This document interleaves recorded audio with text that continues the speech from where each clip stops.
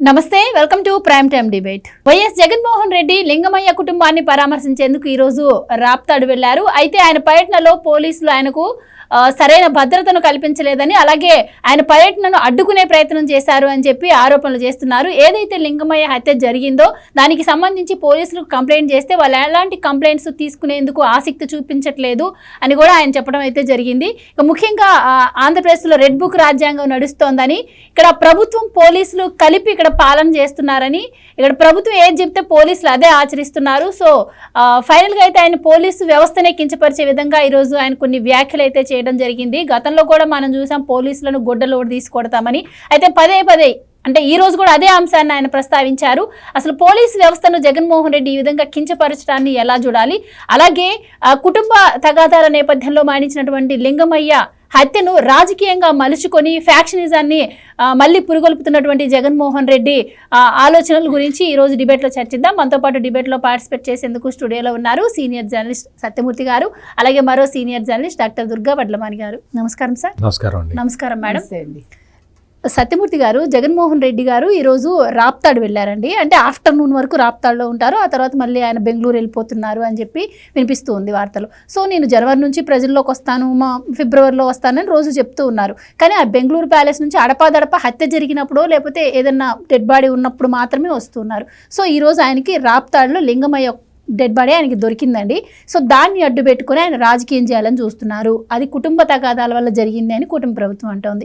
So ఎలా చూడొచ్చు అంటారు జగన్మోహన్ రెడ్డి గారు ఈరోజు మాట్లాడినటువంటి మాటలు, ఆయన చేస్తున్నటువంటి రాజకీయం? ముఖ్యమంత్రి చంద్రబాబు నాయుడు ఒక మాట చెప్పాడు ఆ మధ్య, జగన్మోహన్ రెడ్డి రాజకీయాల్లో ఉండటానికి అనర్హుడు అని చెప్పాడు. చెప్తే నేను అనుకున్నా ఏది అట్లా అంటాడు పాపం చంద్రబాబు నాయుడు, అట్లా అనకూడదు కదా, ఎంతైనా ఇంకొక రాజకీయ పార్టీకి అధ్యక్షుడు కదా, అట్లా అనకూడదు పాపం అని అనుకున్నా. ఇవాళ జగన్మోహన్ రెడ్డి మాట్లాడిన మాటలు చూస్తే చంద్రబాబు నాయుడు చెప్పింది 100% కరెక్ట్. జగన్మోహన్ రెడ్డి రాజకీయాలకు పనికిరాడు. రాజకీయాలకు కాదు, అసలు పబ్లిక్ లైఫ్కే పనికిరాడు. ప్రజా జీవితంలో ఇటువంటి వ్యక్తులు ఉండటానికి అనర్హులు. ఒక క్రిమినల్ ఉన్నాడు అనుకోండి, ఒక వీధిలో ఒక నేరస్తుడు ఉన్నాడు అనుకోండి, ఆ నేరస్తుడిని ఎవరైనా సానుభూతి చూపిస్తారా? చూపించరు. ఒక తాగుబోతున్నాడు అనుకోండి, ఆ తాగుబోతు మీద తాగి ఎవడన్నా రోడ్డు మీద పడితే వాడి మీద కనికరం చూపిస్తారా? చూపించరు. చూసి అటువైపు చూడను కూడా చూడరు. ప్రజలు అసహించుకుంటారు. అటువంటి స్థితికి జగన్మోహన్ రెడ్డి చేరాడు. అంటే అతని నేర ప్రవృత్తి అతను మానుకోలేకపోతున్నాడు. నేర ప్రవృత్తి అని మీరు ఎట్లా సర్టిఫై చేస్తారండి అంటే, ఇవాళ మాట్లాడిన మాటలు చూస్తే అసలు ఈ జగన్మోహన్ రెడ్డి అతని బ్రెయిన్ మొత్తం కూడా నేరాలతోటి నిండిపోయి ఉండటం వల్లే ఇతను ఇట్లా మాట్లాడుతున్నాడు అనిపించక తప్పదు. ఇదే మొదటిసారి కాదు, అంతకు ముందర కూడా మాట్లాడాడు. పోలీసుల్ని బట్టలిప్పదీసి కొడతా, పోలీసుల్ని బట్టలిప్పదీసి కొడతా, పోలీసుల్ని బట్టలిప్పదీసి కొడతా, ఇదే పదాలని పదే ఉపయోగిస్తున్నాడు ఈ జగన్మోహన్ రెడ్డి. అంతకు ముందు మరి ఈయన పోలీసులు ఎక్కడన్నా లాకప్లో పడేసి బట్టలిప్పు తీసి కొట్టారా? ఎందుకు ఇతనికి తడతడకి అదే వస్తుంది, నోట్లో నుంచి అదే ఎందుకు వస్తున్నది? 10th క్లాస్ క్వశ్చన్ పేపర్లు దొంగిలించినప్పుడు ఇతన్ని లాకప్లో పడేసి బట్టలిప్పు తీసి కొట్టారా పోలీసులు? ఎందుకో డౌట్ వస్తున్నది నాకు. ఆ తర్వాత ఒకసారి పులివెందుల్లో ఒక ఎస్ఐ మీద ఇతను చేయి చేసుకున్నప్పుడు కొట్టాడు, ఒక ఎస్ఐని కొట్టినప్పుడు ఆ తర్వాత పోలీసులు ఇతన్ని తీసుకెళ్ళి లాకప్లో పడేసి బట్టలిప్పు తీసి కొట్టారా? ఎందుకు ఇంత కసి ఎందుకు ఉంటున్నది పోలీసుల మీద ఈ జగన్మోహన్ రెడ్డికి? ఇంత కసి ఎందుకు అనేది నాకు అర్థం కావట్లా. అందుకనే ఆ 10th క్లాసు క్వశ్చన్ పేపర్లు దొంగిలించినప్పుడు, లేదు ఎస్ఐ మీద చేయి చేసుకున్నప్పుడు ఇతన్ని లాకప్లో పడేసి బట్టలిప్పు తీసి పోలీసులు కొట్టారు. కాబట్టి జగన్మోహన్ రెడ్డి అధికారంలో ఉన్న ఉన్నన్ని రోజులు 5 సంవత్సరాల పాటు అధికారంలో ఉన్నాడు కదా, పోలీసులందరినీ తీసుకొచ్చి బూట్లు తుడిపించుకున్నాడు. పోలీసుల్ని బానిసల్లాగా చూశాడు. పోలీసుల్ని తన ప్రైవేటు సైన్యం ఉపయోగించుకున్నట్టు ఉపయోగించుకున్నాడు. పోలీసుల్లో చాలామందిని ఎక్కడో బార్డర్ సెక్యూరిటీ ఫోర్సులో పనిచేసే సీతారామాంజనేయుల్ని తీసుకొచ్చి తన కింద పెట్టుకున్నాడు. బార్డర్ సెక్యూరిటీ ఫోర్సులో అక్కడ అటు ఇటు తిరగటం కష్టం, మనం ఎందుకు జగన్మోహన్ రెడ్డి కింద ఉంటే మనకి, అతను జగన్మోహన్ రెడ్డి ఎటువంటి వాడో పిఎస్ఆర్ ఆంజనేయులకు కూడా తెలుసు కదా. పిఎస్ఆర్ ఆంజనేయులు అంత ముందర ఉమ్మడి జిల్లా కలెక్టర్ ఉన్నప్పుడు ఏం చేశాడో నాకు కూడా తెలుసు. ఈ జగన్మోహన్ రెడ్డి దగ్గర చేరితే మనకి ఆ కొండల్లో గుట్టల్లో తిరగాల్సిన అవసరం ఉండదని చెప్పి పిఎస్ఆర్ ఆంజనేయులు వచ్చి జగన్మోహన్ రెడ్డి దగ్గర చేరితే అతనితోటి ఏమేం పనులు చేయించాడో ప్రపంచం మొత్తం తెలుసు. ఇప్పుడు పోస్టింగ్ లేకుండా ఉన్నాడు, అది వేరే విషయం. అంటే పోలీసుల్ని ఈ విధంగా బానిసల్లాగా వాడుకొని జగన్మోహన్ రెడ్డి తన పోలీసుల మీద తన పాత కక్షల్ని తీర్చుకున్నట్టుగా నాకు కనపడుతున్నది. అందుకని ఇప్పుడు మళ్ళీ అధికారం పోగానే పోలీసుల్ని బానిసల్లాగా వాడుకునే అవకాశం పోయింది కదా, దాంతో ఇప్పుడు మళ్ళీ వచ్చి నేను బట్టలిప్పు తీసి కొడతా అని చెప్తూ ఉన్నాడు. ఇది జగన్మోహన్ రెడ్డి మానసిక విశ్లేషణ చేస్తే ఇది ఖచ్చితంగా అందరికీ ఎస్టాబ్లిష్ అయిపోతూ ఉంటుంది. ఆ భాష ఏంటి, అతను మాట్లాడే ఇదేంటి, బీహార్ లాగా తయారైంది ఆంధ్రప్రదేశ్ అంటాడు. ఒకసారి వెళ్ళి బీహార్లో చూసిరాపు ఎట్లా ఉందో. మీ నాన్న రాజకీయాల్లో ఉన్నప్పుడు, మీ నాన్న రాయలసీమలో ఫ్రాక్షనిజాన్ని ప్రోత్సహించినప్పుడు అప్పుడు ఉండేది పరిస్థితి డిఫరెంట్గా. మొత్తం తెలుగుదేశం ప్రభుత్వం వచ్చి అధికారంలోకి వచ్చిన తర్వాత ఫ్రాక్షనిజాన్ని తొక్కి కోరలు తీసింది. దాంతో ఫ్రాక్షనిజం అంతా పోయింది. ఆ టైంలో బీహార్లో అట్లా ఉండేది. ఇప్పుడు బీహార్ చూసిరాపో వెళ్ళి, నువ్వు అధికారంలో ఉన్న కాలంలో నువ్వు ఎక్కడో 17వ స్థానంలో ఉన్నావు వృద్ధి రేట్లో. బీహార్ 2వ స్థానంలో 3వ స్థానంలో ఉంది. అది కూడా తెలియదు. నువ్వు అసలు ఎట్లా ఉన్నావా, రాజకీయాల్లోకి ఎట్లా ఉన్నావు? ఈ రోజున బీహార్ తోటి నువ్వేం పోల్చుకుంటావు? ఈరోజు మళ్ళీ కూటమి ప్రభుత్వం అధికారంలోకి వచ్చి వృద్ధి రేట్లో నెంబర్ 2 స్థానానికి తీసుకెళ్ళింది. నువ్వు ఉన్నప్పుడు మొత్తం కింద నుంచి పంజాబ్ తర్వాత ఆంధ్రప్రదేశ్, అంటే కనిష్టమైన ఏ డెట్ రికవరీ ఇది ఉంటుంది, అంటే అప్పు తీర్చే సామర్థ్యం లేని రాష్ట్రంగా ఆంధ్రప్రదేశ్ని తయారు చేసి పెట్టాడు ఈ జగన్మోహన్ రెడ్డి. పొద్దున్న లేచిన దగ్గర నుంచి గుడ్డలిప్పు తీసి కొడతా. ఏమి అసలు మాటలేంటి, అసహ్యం.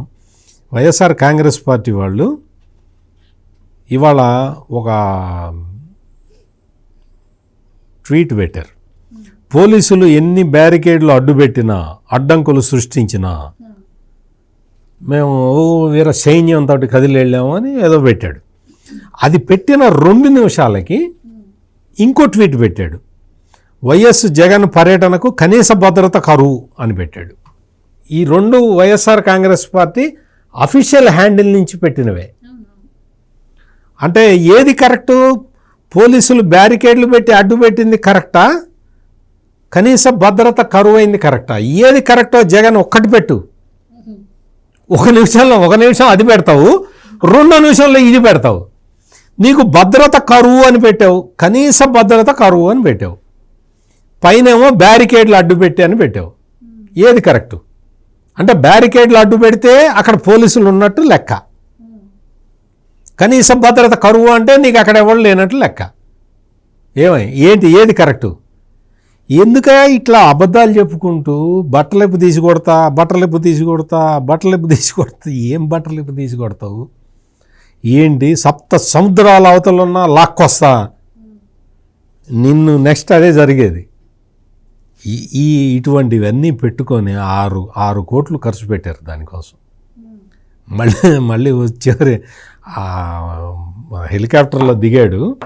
మళ్ళీ తీరా చూస్తే అందరూ గంజాయి బ్యాచ్ కదా, అవేవో పీకారట మొత్తం. అక్కడ ఆ హెలికాప్టర్కి సంబంధించిన పీకితే మళ్ళీ అందులో ఎక్కాలంటే భయం పుట్టి రోడ్డు మీద పోయాడు ఈ జగన్మోహన్ రెడ్డి. అంటే అంటే వాళ్ళ కార్యకర్తలు ఎట్లా ఉన్నారో చూసుకో, హెలికాప్టర్ మొత్తం పీకేశారు అవన్నీ. ఆ జాయింట్ ఒకటి విడిపోయిందిట. విడిపోతే మళ్ళీ అది ఎక్కితే మరి మనకెందుకు అనవసరమైన మళ్ళీ ఆ పాత సంఘటనలు గుర్తొచ్చి హెలికాప్టర్ అక్కడ వదిలేసి కారులో పోయాడు. ఇటువంటి జగన్మోహన్ రెడ్డి నిజంగా కూడా పబ్లిక్ లైఫ్కి పనికిరాడు. అయితే ఈరోజు రాప్తాడు పర్యటన ఏదైతే ఉందో జగన్మోహన్ రెడ్డి రాజకీయ కుట్రలో భాగంగానే జరిగింది.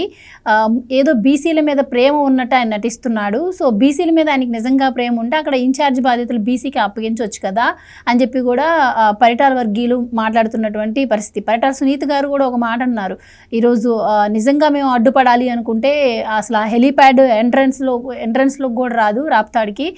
సో కూటమి ప్రభుత్వం మంచిది, చంద్రబాబు గారికి ఇవన్నీ ఇష్టం ఉండదు కాబట్టి మేము దీన్ని పట్టించుకోలేదు, ఆయన ఫ్రీగా వదిలేసామని చెప్పారు. సో ముఖ్యంగా ఏదైతే జగన్మోహన్ రెడ్డి మాట్లాడుతున్నారో అది కూడా పరిటాల కుటుంబాన్ని రెచ్చగొట్టే విధంగానే ఈరోజు ఆయన ప్రసంగం కూడా ఉంది అంటున్నారు. సో మీ అభిప్రాయం ఏంటి జగన్మోహన్ రెడ్డి గారి పర్యటన మీద? ఏమండి ఇవాళ ఎక్కడైనా పరిటాల పేరు ఆయన తీయగలిగాడు? ఒక్కసారి ఆయన ఉచ్చరించాడు? ఆయనకు అంత దమ్ము ధైర్యం ఉందా? ఆయన ఏంటంటే ఆయన చేయలేడు ఆ పని. అందుకని ఆయన ఎంతసేపు మీరు ఇవాళ కూడా మళ్ళా ఆబ్వియస్వే సేమ్ అదే స్క్రిప్ట్ తెచ్చుకున్నాడు, చెప్పిందే 3 సార్లు చెప్తాడు. ఎందుకంటే ఆయనకు అర్థం కాదు కదా. ఒకసారి చెప్పాక మళ్ళీ విన్నాక మళ్ళీ క్లారిటీ కావాలేమో, మళ్ళీ అదే వాక్యం మళ్ళీ చెప్తాడు. చెప్పాక మూడోసారి ఆయన ఒక కన్ఫర్మేషన్కి వచ్చి అప్పుడు మళ్ళీ మూడోసారి చెప్తాడు. ఇవాళ ఆయన మళ్ళీ పోసాని గురించి మాట్లాడారు, వల్లభనేని వంశీ గురించి మాట్లాడారు. ఈ అక్రమంగా కేసులు పెట్టేసి వాళ్ళ మీద ఆయనేమో నంది అవార్డ్స్ ఆయన తీసుకోనన్నాడని ఎవరు పోసాని, అందుకని ఆయన అరెస్ట్ చేశారట. నువ్వు ఈ సోషల్ పోస్టులు కానీ లేకపోతే ఆయన ప్రెస్ మీట్లు కానీ ఆయన తిట్టిన తిట్లు కానీ వాటి గురించి మాట్లాడే దమ్ము ధైర్యం లేదు ఇవాళ జగన్మోహన్ రెడ్డికి. వల్లభనేని వంశీ విషయంలో కూడా కార్యాలయం మీద దాడి విషయంలోనే ఇంకేదో మాట్లాడి అక్కడ వల్లభనేని వంశీ నేను లేనని ఖచ్చితంగా చెప్తున్నాడు, అయినా తీసుకెళ్లారంటాడు. అంతే తప్ప ఆ దళిత యువకుడు సత్యవర్ధన్ని కిడ్నాప్ చేశాడనే మాట అక్కడ మాట్లాడలేదు. ఇప్పుడు నేను అనేది ఏంటంటే మీరు మాట్లాడితే ఉన్నది ఉన్నట్టు మాట్లాడండి, లేదు అరకొరగా మాట్లాడదు. స్క్రిప్టే అరకొరగా ఉంటే ఇంకా మీ బుర్రలో ఇంకేముంటుంది అప్పుడు? నేను అనేది మీరు ప్రజలకు ఏం చెప్పదలుచుకున్నారో క్లారిటీతో చెప్పండి. ఒక చావు కోసం వస్తారు, ఒక శవం కోసం వచ్చి మీరు అక్కడ ఆ శవాన్ని వదిలేసి మిగతా రాజకీయాలన్నీ చేస్తారు. ఇవాళ పరిటాల పేరు ఉచ్చరించే దమ్ము ధైర్యం ఇవాళ లేని ఒక జగన్మోహన్ రెడ్డి మళ్ళా సేమ్ అదే ఇందాక వారు చెప్పినట్టుగా పోలీసులు బట్టలు తీయడం ఏంటి, ఆ సరదా ఏంటి మనకు అర్థం కాదు. పోలీసుల మీద కక్ష ఏంటి మనకు అర్థం కాదు. పైగా మీరు 3 సింహాలకి మీరు సెల్యూట్ చేయండి, చంద్రబాబు నాయుడుకి కాదంటాడు ఏమిటో. 3 సింహాలకి ఇలా చూసుకుంటే ఎలా సెల్యూట్ చేస్తారు? నాకు ఆయన మాట అర్థం కాలేదు, సిన్సియర్గా చెప్తున్నా. ఆ రాసిన వాడెవడో మరి ఆ స్క్రిప్టు ఆయన ఇవాళ మాట్లాడిందంతా కూడా ఒక అంటే క్లారిటీ లేదు. ఆయన మాట్లాడడంలో కూడా ఇవాళ అంటే కనీసం ఆయన చూసి చదవటంలో కూడా ఆయన క్లారిటీ లేదు. కాబట్టి ఇవాళ నేను అనేది ఏంటంటే ఆయన అసలు ఏదో తప్పదని వచ్చాక తప్పదని మాట్లాడాడు. మేము వస్తాము, మళ్ళీ మీరు ఎక్కువ కాలం ఉండరు, ఇవన్నీ చెల్లవు, మళ్ళీ అదే ఆ పాత చింతకాయ పచ్చడి అదే స్క్రిప్ట్ చెప్పారు. ఇంతకీ ఆ కుటుంబానికి ఏమైనా ఆర్థిక సహాయం చేశారు? పాడు మాటలు ఎందుకు అడుగుతారు? మళ్ళీ ఇక్కడ కోపం మాకు తెప్పించకండి దయచేసి కదా. అసలు కాంపెన్సేషన్ ఇస్తాడా? విజయవాడ వరద బాధితులు ₹1 ఇస్తా అన్నాడు, అదే దిక్కు లేదు. ఇప్పుడు వాళ్ళు ఏమన్నారు, ఇచ్చేసాడండి అని వాళ్ళు చెప్పారు. ఎవరికి ఇచ్చారో మనకు తెలియదు. ఏమండి ఆయన వస్తాడు, వాళ్ళ గురించి వచ్చి ఆయన చెప్పాల్సిందన్నీ చెప్తాడు, తిట్టాల్సిన వాళ్ళని తిట్టాను అనుకుంటాడు, అంతే తప్ప ఆయన రాజకీయం చేయడం కోసం వస్తాడు. వాళ్ళ మీద ప్రేమ ఏంటి? ఎప్పుడైనా జేబులోంచి రూపాయి తీయగా మీరు చూసారా? మీరు అలాంటి అసలు ప్లీజ్ నిద్దట్లో కూడా అలాంటి ఆలోచనలు పెట్టుకోకండి. జగన్మోహన్ రెడ్డి వస్తాడు, ₹1 వాళ్ళకి ఇస్తాడు, అలాంటివన్నీ ఆయన చెయ్యరు. ఆయనకి తీసుకోవడం తెలుసు, వాళ్ళ ఇంట్లో నేర్పించలా. ఎంతసేపు అమ్మ తీసుకో అమ్మా ఎవరిచ్చినా అనేది నేర్పించారు, ఇవ్వమ్మా అని చెప్పలే. అందుకే చెల్లికి కూడా ఇవ్వట్లే కదా. వాళ్ళు ఇస్తే తీసుకోమ్మా లేకపోతే కొట్టేయమ్మా అని చెప్పారు, మామూలుగా కొట్టేకు అని. అందుకని పాప చెల్లికి కూడా ఇవ్వడు, అందుకే పంచుకోవడం నేర్పించలేదు, చెల్లితోటి ప్రేమగా ఉండడం నేర్పించాల. అందుకని ఆయన ఏం చేస్తాడంటే ఆయన దొరికింది ఇది ఎంత 7వ సారో 6వ సారో కదా ఇట్లా ఒక శవయాత్రకి రావడం ఆయన మొత్తం 10 నెలల్లో మీరు ఇందాక అన్నట్టుగా జనవరి నుంచి ఏప్రిల్ అయింది. ఆయన జనవరిలో వస్తా అన్నారు కానీ 2025 జనవరిలో వస్తానని చెప్పలేదు. మీరు అందుకని క్లారిటీతో మీరు ఉండాలి. 29 జనవరిలో ఆయన బయటకు వస్తాడు, ఎందుకంటే ఎలక్షన్స్ వస్తాయి. అప్పటి వరకు ఈ యాత్రలే ఇలాగే ఉంటాయి ఈ శవయాత్రలు తప్ప మామూలు యాత్రలు ఉండవు. జైలు యాత్రలు ఉంటాయి. జైలు యాత్రలు కూడా ఈ మధ్యన మానేస్తున్నాడు భయపడి. ఎందుకంటే మళ్ళీ ఎక్కడ చుట్టుకుంటుందో ఏం చుట్టుకుంటుందో, ఎందుకంటే వాళ్ళు కొట్టినా కొడతారు కదా. ఇప్పుడు లోపలికి వెళ్ళిన వాళ్ళు ఎక్కడ ఎదురు తిరుగుతారో అని భయం అన్నమాట. ఏదో పోసాన్ని చూడలేదు, వల్లభనేని వంశీని ఇంతవరకు చూసాడా డౌట్ నాకు. ఇప్పుడు వల్లభనేని వంశీని కూడా చూడలేదు నాకు తెలిసి. అందుకని ఇంకా మీద వల్లభనేని వంశీని చూడటానికి వెళ్ళాడు, పరామర్శకి వెళ్ళినప్పుడే కదా బట్టలు తీసుకోవడానికి చెప్పి ఆ రోజే కదా ఆయన చూశాడు. అంటే తర్వాత వెళ్ళి చూడలేదు, అంటే అందం కరిగిపోయింది కాబట్టి. అప్పుడు అందగాడుగా ఉన్నప్పుడు వెళ్ళాడు ఆయన. పోసాని కృష్ణమురళికి ఆయన ముందు రోజే ఆయన ఒప్పేసుకున్నాడు కాబట్టి వెళ్ళలేదు.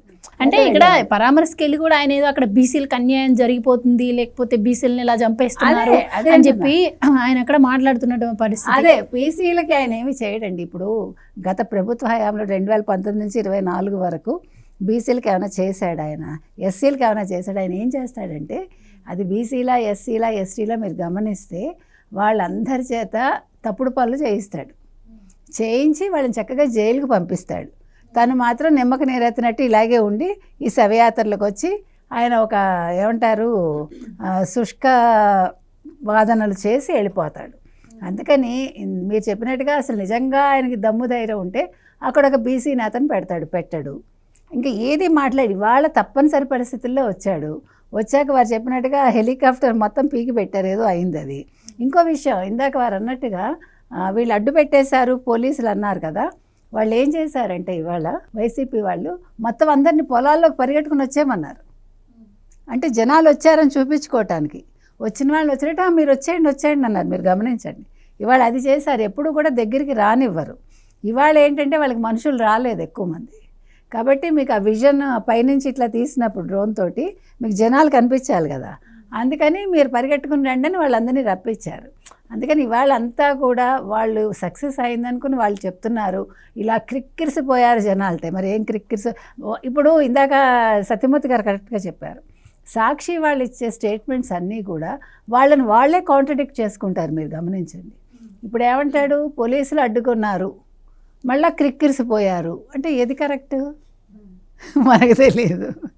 సో ఇప్పుడు అంటే మీరు సాక్షి మీడియా వాళ్ళకు కూడా పాపం అంటే రిపోర్టర్సో మరి స్క్రిప్ట్ రాసే వాళ్ళు సబ్ ఎడిటర్సో వాళ్ళకి శిక్షణ ముందు కరెక్ట్గా ఇప్పించండి. లేకపోతే వాళ్ళని కన్ఫ్యూజ్ చేస్తారో, మీరు ఇట్లా ఇవ్వాలని చెప్తారో.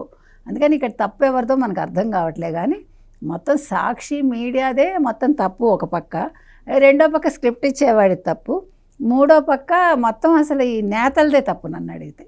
ఇంకా వాళ్ళు ఈ జగన్మోహన్ రెడ్డిని భరిస్తూ ఇంకా తప్పులు చేస్తూ ఇంకా ఆయన వెనకేసుకొస్తూ మరి ఏంటో ఆయనతో ఉండే అవినాభావ సంబంధం ఏంటో మనకైతే తెలీదు. కాబట్టి ఈ వైసీపీ నేతలు ఎవరైతే ఉన్నారో ఇప్పటికైనా దయచేసి ఆలోచించుకుని వాళ్ళు బయటకు వస్తే, లేకపోతే ఇంకా వాళ్ళకి పిచ్చి పట్టిస్తాడు ఆఖరికి. వాళ్ళందరూ కూడా జైలోచలే లెక్క పెడతారు. కాబట్టి ఇవాళ రాప్తాడికి ఏదైతే వెళ్ళాడో ఆయన తప్పనిసరి పరిస్థితుల్లో వెళ్ళాడు. ఆ చనిపోయిన అతని కొడుకు పేరు కూడా ఇతనికి తెలియదు పాపం. అతను పిలిచి పక్కకి పిలిచి నీ పేరేంటమ్మా అని ఫస్ట్ చెప్పినప్పుడు ఆ పేరు ముందు చెప్పలా, తర్వాత మనోహర్ అని మళ్ళీ గుర్తు తెచ్చుకుని చెప్పాడు ఆయన. నేను అనేది మీరు ఎక్కడికి వెళ్తున్నారు, ఎందుకు వెళ్తున్నారు, ఏంటి ఆ క్లారిటీతో వెళ్ళాలి. ఇప్పుడు చంద్రబాబు నాయుడు గారు ఒక చోటకి వెళ్ళారనుకోండి, మీకు ఆ తేడా చెప్తున్నా ఎట్లా ఉంటుంది. ఈ మధ్య లోకేష్ చూడండి ఎంత అద్భుతంగా తయారయ్యారు ఆయన, ఎంత చక్కగా మాట్లాడుతూ ఎంత చక్కగా సెటైర్స్ వేస్తూ. నిన్న ఎవరో ఎక్కడో తాగితే ఇద్దరు అబ్బాయిలు డ్రోన్తో ఆ పిక్చర్ వస్తే సారీ బ్రో నేను మీకు హెల్ప్ చేయలేకపోతున్నాను అని. అంటే అది సెటైర్ అనేది నేను ఎప్పుడు చెప్తా, మాట్లాడటం అనేది అందంగా ఉండాలంటే అది ఆ సెటైర్ కూడా మీకు ఆనందం కలిగించాలి. నిన్న అది లోకేష్లో నేను చూసా, అది అలా ఉండాలి. అంతేగాని జగన్మోహన్ రెడ్డి లాగా అలా ఎప్పుడు చూసినా ఏడుస్తూ ఇన్ని కోట్లు సంపాదించుకుని కూడా నీకు ఆనందం లేకపోతే ఇంకెందుకు ఆ జీవితం. మీరు చూడండి ఇవాళ ఆ మొహం ఇలా ఏడుస్తూ, ఎందుకు నాకు అర్థం కాదు. నువ్వు ప్రజల్లోకి వస్తే నువ్వు ఏడవక్కర్లా, నువ్వు ముఖ్యమంత్రిగా పనిచేసావు, మళ్ళీ ముఖ్యమంత్రి కావాలనుకుంటున్నావు, నేనే ముఖ్యమంత్రిని మళ్ళీ అంటున్నప్పుడు నువ్వు ప్లెజెంట్గా మాట్లాడాలి. నీకు ఎవడైనా టీచ్ చేసేవాడు కావాలి. అంటే మనం వెళ్ళి చెప్పనులేండి ఇలాంటి వాళ్ళకి, కానీ నేను చెప్తున్నది అది ఫస్ట్ రాజకీయాల్లో నేర్చుకోవాల్సింది అది. ఆ ప్లెజెంట్నెస్ కొరవడి వీళ్ళందరిలో ఈ అక్కర్లేని పనికిమాలిన మాటలు, పనికిమాలిన తిట్లు, ఎన్నిసార్లు పోలీసులను తిడతాడు, బట్టలోడు తీసి కొడతానంటాడు. అందులో ఏం ఆనందం వస్తుందండి? అది కూడా ఒక ఏమన్నా సైకో మెంటాలిటీ ఏమో నాకైతే తెలియదు. అంటే అది కూడా సంథింగ్ రాంగ్, మానసిక వ్యాధి ఏదో ఉంది ఆయనకి. లేకపోతే ఇలాంటి మాటలు మనుషులు మాట్లాడరు. అది ఒక పోలీస్ డిపార్ట్మెంట్ని ఆయన అంత కించపరుస్తున్నాడంటే ఇంతవరకు ఎందుకు చర్యలు లేవు? దీని మీద కూడా ఆలోచించాలి మనం. ఇంకోటి ఏంటంటే ఆ స్క్రిప్ట్ ఏదో చదువుతున్నాడు పాపం, వాళ్ళు ఎవరో రాసి ఇచ్చారు, చదువుతున్నాడు. వెనక మాజీ మంత్రి ఉషశ్రీ చరణ్ ఉండి జై జగన్ అంటున్నది, నువ్వు ఉన్న మా స్క్రిప్ట్ మర్చిపోతానని చెబుతున్నాడు. అంటే ఆ స్క్రిప్ట్ చదువుతుంటే ఎవరైనా డిస్టర్బ్ చేస్తే మర్చిపోతాడు. ఈ పలు సందర్భాల్లో జరిగింది. అది పాపం, అది అతనికి ఎందుకో మరి, అది ఎదురుగా కాగితాలు ఉంటే చదువుకోవాలి కదా, ఆ చదువుకోవడం కూడా కొంచెం ప్రాబ్లం కదా. ప్రభుత్వం అధికారంలోకి వచ్చిన తర్వాత ఈ పొలిటికల్ హత్యలు పెరుగుతున్నాయి అని చెప్పి ప్రచారం చేయటం, దానికోసం ఢిల్లీ వరకు వెళ్ళి ఆయన ధర్నా చేసి రావడం, ఇవన్నీ కూడా మనం చూసాం. అప్పుడేంటి లిస్ట్ ఇవ్వండి అంటే దానికి ఇప్పటి వరకు కూడా లిస్ట్ ఇవ్వలేదు. ఆ తర్వాత వినుకొండలో రౌడీ షీటర్స్ మర్డర్స్ జరిగినప్పుడు కూడా అక్కడికి వెళ్ళి మాట్లాడిన సందర్భం కూడా మనం చూసాం. అంటే రాష్ట్రంలో ఏ సహజ మరణం జరిగినా కూడా అది పొలిటికల్గానే జరిగింది అని చెప్పి పిక్చరైజ్ చేస్తూ ఉన్నారు. సో ఇక్కడికి రావడం అంటే జగన్మోహన్ రెడ్డి గారి హయాంలో అసలు మర్డర్లు జరగలేదంట, లేదంటే ఆయన హయాంలో జరిగాయి కాబట్టి ఇప్పుడు కూడా అలాగే జరుగుతున్నాయి అని చెప్పి ప్రజలను మభ్యపెట్టేందుకు ఆయన ఈ ప్రయత్నం చేస్తున్నారంటారా? మీరేం చెప్తారు? అంటే ఇక్కడ ఇప్పుడు ఆ వినుకొండలో ఇద్దరు రౌడీ షీటర్లు, ఇద్దరు వైసీపీ వాళ్ళే.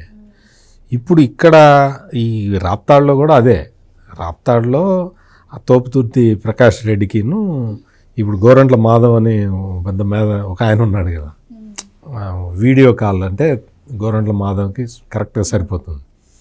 ఆ వీడియో కాల్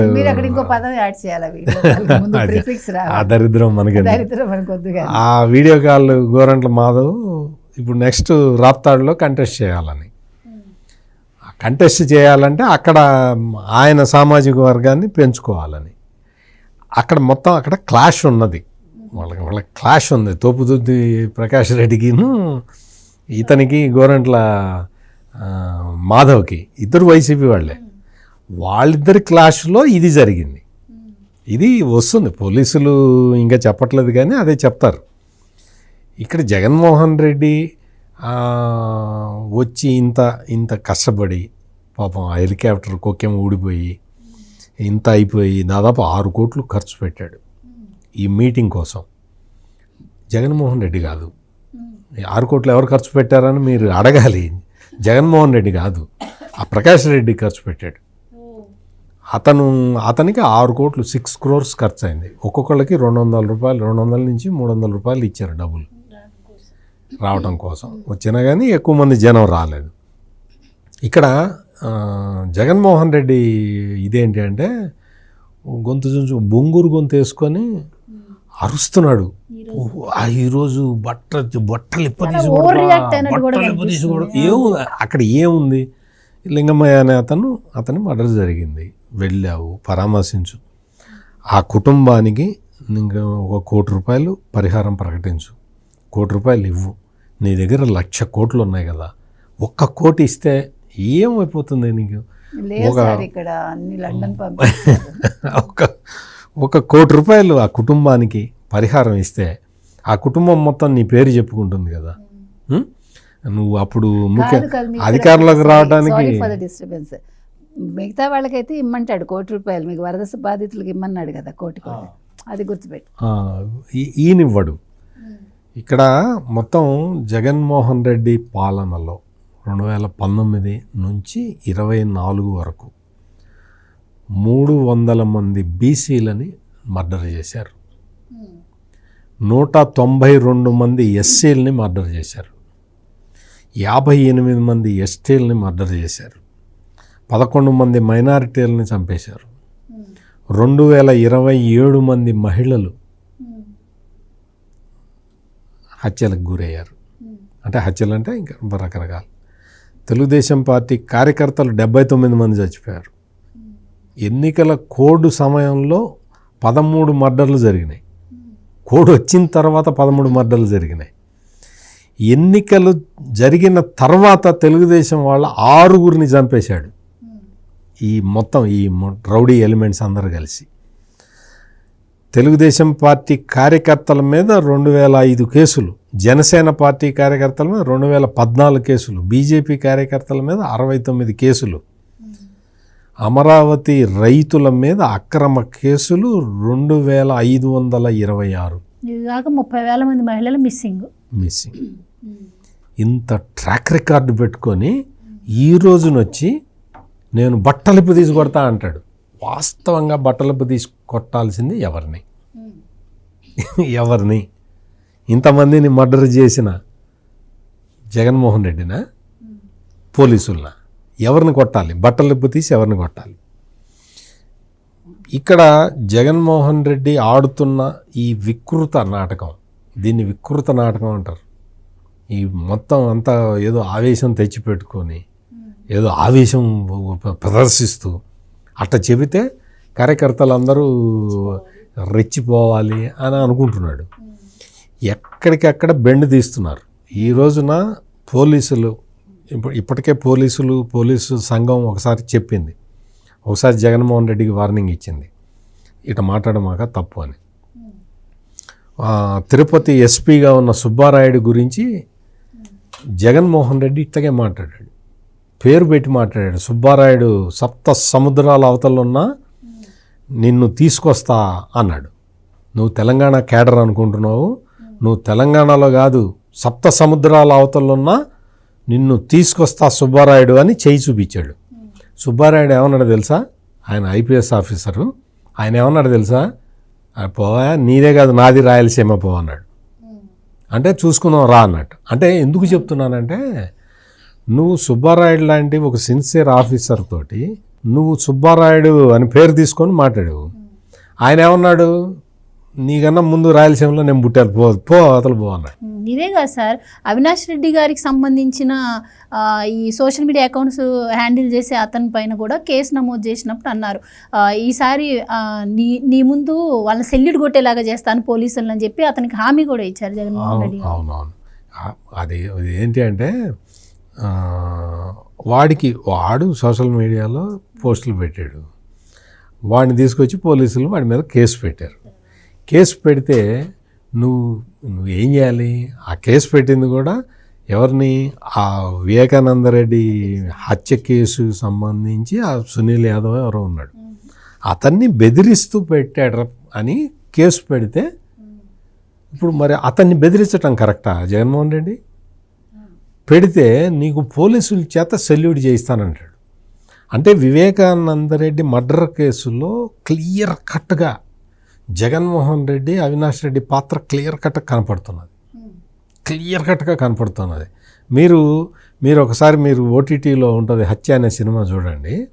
ఆ సినిమాలో వివేకానందరెడ్డి మర్డర్ మీద జగన్మోహన్ రెడ్డి వెర్షన్ స్టోరీ అది. వివేకానందరెడ్డి మర్డర్ మీద జగన్మోహన్ రెడ్డి చెప్పిన స్టోరీ అది. జగన్మోహన్ రెడ్డి ఎవరితోటి చెప్పించాడు? సజ్జల రామకృష్ణారెడ్డితోటి చెప్పించిన స్టోరీ అదంతా మొత్తం. అంటే అదేం చూడమాకండి, అందులో నేను అన్నాను కదా అని, అందులో ఏం లేదు, డబ్బా సినిమా. అది చాలా చాలా చండాలంగా ఉంది, టేకింగ్ చండాలంగా ఉంది, స్టోరీ చండాలంగా ఉంది. వివేకానందరెడ్డి ఒక ముస్లిం మహిళతోటి, వివేకానందరెడ్డి పేరు అందులో ధర్మారెడ్డి ఏదో పెట్టాడు, తను ఒక ముస్లిం మహిళతోటి ఉండటం వల్ల ఇదంతా జరిగింది అని చెప్పాడు. అది స్టోరీ. అదేం చూడాల్సిన అవసరం లేదు కానీ చెప్తున్నా ఊరికే. అంటే ఎందుకు చెప్తున్నానంటే, పొలిటికల్ సినిమాలు తీసి కమ్మరాజ్యంలో కడప రెడ్లు, లక్ష్మీస్ ఎన్టీఆర్ ఇవన్నీ తీశాడు కదా జగన్మోహన్ రెడ్డి. హీరోగా పెట్టి ఒక 2 సినిమాలు తీశాడు, వ్యూహము, శపథము, కోడి గుడ్డు, ఇటువంటివన్నీ అది తీశాడు. అవి ఏవి ఒక్కటి కూడా ఆడలేదు. ఇది కూడా అంతే. ఇక్కడ ఎందుకు అంటే, ఈ జగన్మోహన్ రెడ్డి ఆ వికృత మనస్తత్వాన్ని ప్రజలు అర్థం చేసుకోవాల్సిన అవసరం ఉంది. పోలీసులు కూడా ఇప్పటికి ఇది నా లెక్క ప్రకారం ఇప్పటికి 5వ 6వ బట్టలిప్పదీసి కొడతానని చెప్పాడు. ఆంధ్రప్రదేశ్ పోలీసులు ఈ జగన్మోహన్ రెడ్డి చేతిలో బట్టలిప్పదీసి కొట్టించుకోవటానికి సిద్ధంగా ఉన్నారా లేదా పోలీసులే చెప్పాలి. పోలీసులు దిస్ ఈజ్ హై టైం, బయటికి రావాలి. బయటకు వచ్చి వాళ్ళకేదో అసోసియేషన్ ఏదో ఉంటుంది కదా, ఐపీఎస్ ఆఫీసర్లకి ఉంటుంది, పోలీసు అధికారుల సంఘం కూడా ఉంటుంది, కింద కానిస్టేబుల్ల సంఘం ఏదైనా ఉందేమో తెలియదు నాకు. వీళ్ళందరూ కూడా బయటకు వచ్చి పేర్లతోటి చెప్తున్నాడు. జగన్మోహన్ రెడ్డి ఈ పోలీసు అధికారుల పేర్లతో సహా హెచ్చరిస్తున్నాడు. మీరు గనక నిజంగా రాష్ట్ర ప్రభుత్వం కోసం, రాష్ట్రంలో శాంతి భద్రతలు కాపాడటం కోసం పనిచేసే వాళ్ళైతే పోలీసుల సంఘాలు ఇవన్నీ కూడా బయటకు వచ్చి ఈరోజు రాప్తాడులో జగన్మోహన్ రెడ్డి మాట్లాడిన మాటల్ని సీరియస్గా తీసుకోవాలి. లేదు మేమందరం బట్టలపు తీసి కొట్టించుకోవటానికి, జగన్మోహన్ రెడ్డితో కొట్టించుకోవటానికి సిద్ధంగా ఉన్నాము, మాకు అతను ఎంత తిట్టినా కానీ మాకు చీము నెత్తురు లేదు అని పోలీస్ అధికారుల సంఘం అనుకుంటే నేనేం చేయలేను. కానీ ఇప్పుడు మామూలు పరిస్థితుల్లో అయితే ఇది శాంతి భద్రతలకు విఘాతం కలిగించేది. మిమ్మల్ని బట్టలపు తీసి కొడతాడా మీరు ఆయన చూసుకోండి. ఇంకా పోలీసులనే అలా అంటే ఇంకా ప్రజలను ఏ విధంగా లెక్క చేస్తారు? ఎగ్జాక్ట్లీ అదే పాయింట్. ఇది రాష్ట్రంలో శాంతి భద్రతలని చెడగొట్టడానికి ఇప్పటికే గంజాయి బ్యాచ్ ఎట్లా తిరుగుతున్నదో మనం చూసాం. మొత్తం ఊరూరా తిరుగుతూనే ఉన్నారు. వాళ్ళని కంట్రోల్ చేయడానికి పోలీసులు ఒకవైపు కష్టపడుతున్నారు. మొత్తం ఎక్కడ చూసినా ఈ నేరాలు చేస్తున్నదంతా కూడా గంజాయి బ్యాచ్లు. జగన్మోహన్ రెడ్డి పెంచి పోషించిన గంజాయి బ్యాచ్లే ఇప్పుడు నేరాలకు పాల్పడుతూ ఉన్నాయి. ఈ పరిస్థితుల్లో శాంతి భద్రతల్ని కాపాడటం అనేది పోలీసుల ప్రధాన కర్తవ్యం. ఇట్లా జగన్మోహన్ రెడ్డి వచ్చి తడవతడకి వచ్చి బట్టలెప్పు తీసి కొడతా అంటే మీరు సైలెంట్గా ఉంటే, పోలీసులకి చెప్తున్నా నేను, పోలీసులు కనుక ఇంకా సైలెంట్గా ఉంటే ఇంకా మీరు ఈ రాష్ట్రంలో శాంతి భద్రతలు కాపాడలేరు. మీ దగ్గర శక్తి లేనట్టు లెక్క. మీరు అందుకని మేలుకోవాలి. ఈరోజు ఎవరో మీకు రాష్ట్ర ప్రభుత్వం చెప్పటమో, పొలిటికల్ పార్టీ వాళ్ళు చెప్పటమో, పొలిటికల్ పార్టీ ఒకటి చెప్తే మీరు రియాక్ట్ కావటమో ఇది కాదు. మీకు అసలు మీరు బట్టలపు దించి కొట్టించుకోవడానికి సిద్ధంగా ఉన్నారా? అది డిసైడ్ చేసుకోండి పోలీసులు. ఎందుకు చెప్తున్నానంటే ఇటువంటి ఈ జగన్మోహన్ రెడ్డి చేస్తున్న కామెంట్లు లాంటివి ఎవ్వడు చేయటానికి వీల్లేదు. ఎవ్వడు మనిషి అన్నవాడు చెయ్యకూడదు. పోలీసులు ఖచ్చితంగా దీని మీద యాక్షన్ తీసుకోవాలి. వాళ్ళు ఎట్లా తీసుకుంటారు, ఏ పద్ధతిలో తీసుకుంటారు అనేది నేను ఇప్పుడే చెప్పలేను. కానీ పోలీసులు మాత్రం స్ట్రాంగ్గా రియాక్ట్ కావాలి. ఇప్పటికీ అమరావతి అసెంబ్లీ దగ్గర ఒక పోలీస్ ఆఫీసర్ని పేరు పెట్టి పిలవటం దగ్గర నుంచి జగన్మోహన్ రెడ్డి మొదలుపెట్టి ప్రతిసారి ఎక్కడికి వెళ్ళినా కానీ పోలీస్ ఆఫీసర్, ఇందాక సుబ్బారాయుడు ఎగ్జాంపుల్ చెప్పాను నేను, ఐపీఎస్ ఆఫీసర్ సుబ్బారాయుడిది, అట్లా ప్రతి చోటకి వెళ్తున్నాడు. ఆ పోలీసుల పేర్లు చెప్తున్నాడు. పోలీసులారా జాగ్రత్త, మీరు జాగ్రత్తగా ఉండండి. మీ పేర్లతో సహా జగన్మోహన్ రెడ్డి చెప్తూ ఉన్నాడు. దీనికి అడ్డుకట్ట వేయాల్సింది మీరే. ముఖ్యమంత్రి ఒప్పుకుంటాడా, ఉప ముఖ్యమంత్రి ఒప్పుకుంటాడా, అవన్నీ ఎవరికి వేరే వాళ్ళకి సంబంధం లేదు. మీ స్కిన్ మీరు సేవ్ చేసుకోవాలి. మీ పేర్లు పెట్టి బెదిరిస్తున్నాడు మిమ్మల్ని. మీ పేర్లు పెట్టి మిమ్మల్ని బెదిరిస్తున్న జగన్మోహన్ రెడ్డిని ఎట్లా కంట్రోల్ చేస్తారో మీరే ఆలోచించుకోండి. మేడం, మనం మొన్న తాజాగా చూసాము, మిర్చి యార్డ్కి ఎన్నికల కోడ్ ఉన్నా కూడా వద్దంటే వెళ్ళారు. అక్కడ నాకు పోలీసుల సెక్యూరిటీ లేదు అన్నారు. ఇప్పుడు ఇక్కడికి వస్తుంటే పోలీస్ సెక్యూరిటీ ఇస్తేనేమో పోలీసులు అడ్డుపడుతున్నారు అని చెప్పి ఇప్పుడు ప్రచారం చేస్తూ ఉన్నారు. అసలు మాట్లాడితే పోలీసు వ్యవస్థని కించపరుస్తూ మాట్లాడటం, అలాగే ప్రభుత్వం చెప్పినట్టే పోలీసులు నడుచుకుంటున్నారు అని చెప్పి మాట్లాడటం.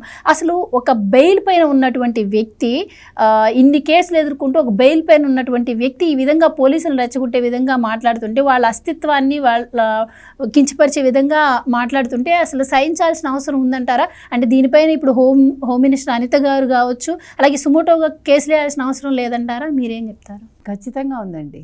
ఇప్పుడు మీరు అన్నట్టుగా అసలు బెయిల్ మీద ఉండే వ్యక్తి ఆ విధంగా మాట్లాడటం అనేది ఫస్ట్ తప్పు. తర్వాత ముఖ్యమంత్రిగా 5 ఏళ్ళు ఉండి నువ్వు వాళ్ళ చేత ఊడిగం చేయించుకుని ఈరోజు వాళ్ళ డ్యూటీ చేస్తుంటే నువ్వు అది సహించలేక నువ్వు ఈ రకంగా నిందలు వేయడం, ఇందాక సత్యమూర్తి గారు చెప్పినట్టుగా వాళ్ళ పేర్లు చెప్పి పిలిచి వాళ్ళని కించపరుస్తున్నారంటే అంటే వాళ్ళ చుట్టూ ఉండే కార్యకర్తలను రెచ్చగొడుతున్నాడు ఆయన. అదొకటి ఆలోచించాలి. ఇప్పుడు వాళ్ళకి ఏదైనా అయితే ఈరోజు వైసీపీ వాళ్ళే దానికి కారకులు అవుతారు ఖచ్చితంగా, ముఖ్యంగా జగన్మోహన్ రెడ్డి. ఇంకొకటండి, ఇప్పుడు ఈయన పేరు పెట్టి పిలిచి కించపరిచినట్టు ఒక్క పోలీస్ ఆఫీసరు ఏంటి జగన్ అని అంటే ఈయన పరిస్థితి ఏంటి? ఒక ముఖ్యమంత్రిగా పనిచేసిన వాడు ఏమైపోతాడు? ఇప్పుడు అనాల్సిన పరిస్థితి వచ్చింది. సేయింగ్ ఇప్పుడు అంత స్టేజ్కి వాళ్ళు వెళ్ళాలి పోలీసులు, ఎందుకంటే ఇది వాళ్ళ గౌరవానికి సంబంధించిన విషయం, ఇది అంశం ఇది. కాబట్టి ఇవాళ ఇంత కించపరుస్తూ ఉంటే పడి ఉండాల్సిన పరిస్థితిలో ఆంధ్రప్రదేశ్ పోలీసులు లేరండి, ఉండకూడదు కూడా. ప్రజలు కూడా అదే కోరుకుంటారు. ఎందుకంటే మీ డ్యూటీ మీరు చేస్తూ, మీరు అన్నట్టుగా అక్కడేమో ఇవ్వలేదంటాడు, మిర్చి యార్డుకి వద్దంటే వెళ్ళి నీకు అందుకే ఘాటు చూపించింది కదా, మిర్చి యార్డులో ఘాటు ఏంటో నీకు అర్థమైంది. వద్దంటే ఎప్పుడూ ఏ పని చేయకూడదండి, పెద్దలు ఊరికే చెప్పలా. ఇప్పుడు వీళ్ళందరూ కూడా మిడిమిడి జ్ఞానంతో కాదు మాకేమవుతుందంటే ఏమీ అవ్వదు, మిర్చి యార్డే చెప్పింది ఏమవుతుందో. ప్లస్ నీకు పోలీసులను ఎందుకు ఇస్తారు అసలు, నీకు సెక్యూరిటీ ఎందుకు అసలు? నువ్వు ఒక పని మీద వెళ్తున్నావు, నీ ప్రాణం ఎవరికి కావాలండి? నీ ప్రాణం తీయాలని ఇచ్చ ఎవరికీ లేదు. నువ్వు అసలు ఇంట్లో కూర్చోబెట్టాక ఇంక నీ గురించి ఆలోచించే పరామర్శించినట్టు కూడా లేదంట కదా, జై జగన్ అనే నినాదాలు. ఇప్పుడు ఇందాక అంతే జరిగిందండి. ఇందాక పరామర్శకు వెళ్ళినప్పుడు పాప ఆ మహిళ ఎవరో అక్కడ నిల్చుని ఉంటే పక్కకి జరుగు జరుగు జరుగు అంటున్నాడు ఏంటో ఆవిడ్ని. ఆయనకి డిస్టర్బెన్స్గా ఉందిట, ఆయనకు అడ్డుగా ఉందిట. ఆవిడ దేనికి అడ్డుగా ఉంది అంటే నువ్వు కెమెరాలో పట్టలేదా, నువ్వు కెమెరాలో పడ్డానికి వెళ్ళావా అక్కడికి? మీరు చూడండి, ఆ వీడియో చూడండి. మీరు కెమెరాలో పడ్డానికి వెళ్ళారా? మీరు అక్కడికి ఎందుకు వెళ్ళారు? మీరు ఒక పరామర్శకు వెళ్ళినప్పుడు నీకు చుట్టూ ఏం జరిగితే నీకెందుకు? నువ్వు ఆ కుటుంబాన్ని పరామర్శించావా, వెళ్ళావా? అక్కడికి వెళ్ళి వాళ్ళని నిల్చోబెట్టి అడ్డమైన పురాణాలు మేడం, ఈ రోజు పరామర్శకి వెళ్ళిన దానికోసం గత వారం రోజుల నుంచి జగన్మోహన్ రెడ్డి వెళ్తాడు అని చెప్పి ఇటు సోషల్ మీడియాలో ఇటు మెయిన్ స్ట్రీమ్ మీడియాలో కూడా ప్రచారం చేసుకున్నారు. అంటే ఆ టైంకి అక్కడికి జనాల్ని పోగేయడానికి కానీ జరగలేదు. ఇవాళ 6 కోట్లు ఖర్చు పెట్టినా అది ఇవాళ వర్కౌట్ అవ్వలేదు అతనికి. ఇందాక వారు చెప్పినట్టుగా గోరంట్ల మాధవ్కిను ఈయనకి ఉండే ఆ ప్రకాష్కి ఉండే గొడవల్లో ఇవాళ ఇతను బలయ్యాడు అంతే. ఇందులో తెలుగుదేశానికి సంబంధం కాకపోతే యాక్సిడెంటల్గా ఏం జరిగిందంటే తెలుగుదేశం వాళ్ళు అటు వెళ్తూ ఉంటే కరెక్ట్గా వీళ్ళు చేయాల్సిన కార్యక్రమం చేసేసి వీళ్ళు వెళ్ళిపోయారు. అన్నీ యాదృచ్ఛికంగా జరగటం అంటాం చూడండి, అట్లా జరిగాయి అక్కడ. సో దాన్ని వెంటనే తెలుగుదేశం మీద వేయడానికి వీళ్ళు.